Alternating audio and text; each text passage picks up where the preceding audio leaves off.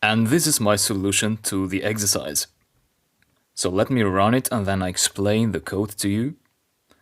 Once I run the script, then these files were changed from .txt to .csv.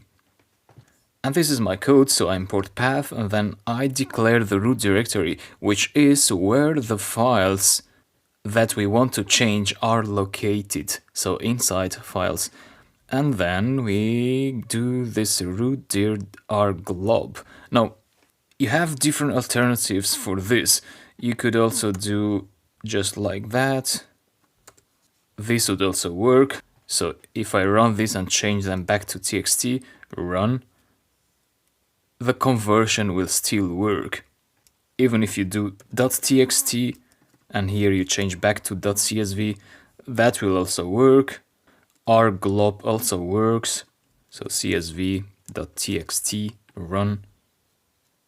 Again, it works. So why did I use rglob? So that's what I used.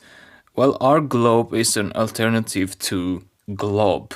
And rglob is useful when you have subfolders and subfolders in one directory. So in this case, it's not very useful, but if we had different folders here, then rglob, so this is the equivalent of doing that.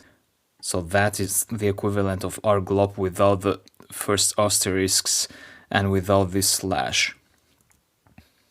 So I hope that's clear for you. And then the code goes like this. I check if the file is a file. This is not necessary in our case again, but otherwise it's a good check you can do. And new file path. So this is a key here of the code that changes the txt extension to CSV and vice versa. So with suffix is a method which changes only the extension parts of the file name. And it returns a new path object, right? And we store that in new file path, and then we rename the existing path using that new file path, which now has the new extension. And that's it. Thank you, and I'll talk to you later.